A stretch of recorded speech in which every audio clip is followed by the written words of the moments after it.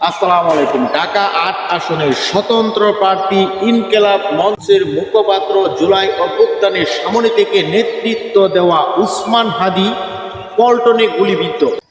জুম্মার নামাজের কিছুক্ষণ পরেই দুর্বৃত্তরা তাকে গুলি করে গুরুতর আহত করেছে।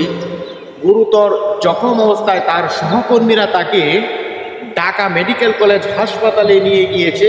সেখানে উৎসুক জনতা, ইনকিলাব মঞ্চের সহযোদ্ধারা, এনসিপির নেতৃবৃন্দ, বিভিন্ন রাজনৈতিক দলের নেতাকর্মীরা কিন্তু এই অতর্কিত হামলার তীব্র নিন্দা ও প্রতিবাদ জানিয়েছে। যখন নির্বাচনী তফসিল ঘোষণা করা হলো, তফসিল ঘোষণার একদিন পরেই একজন স্বতন্ত্র প্রার্থী, বিশেষ করে ইনকিলাব মঞ্চের অন্যতম মুখপাত্রের উপর এই ন্যাক্কারজনক হামলার তীব্র নিন্দা ও প্রতিবাদ জানিয়েছে। এখন প্রশ্ন, এভাবে টার্গেট কিলিং করে আগামী জাতীয় সংসদ নির্বাচনকে দেখানোর একটি পরিকল্পনার অংশ হিসেবে উসমান হাদির উপর হামলা করা হয়েছে কিনা সেটি কিন্তু আইন শৃঙ্খলা রক্ষাকারী বাহিনীকে খুঁজে বের করতে হবে।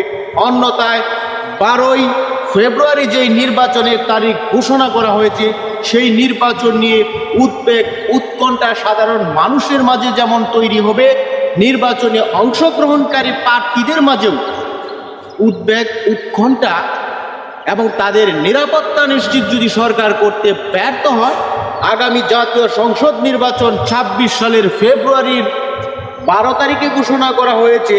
তফসিল ঘোষণা করলেও সেই নির্বাচন আদৌ হবে কিনা সন্দেহ কিন্তু রয়েই গেল।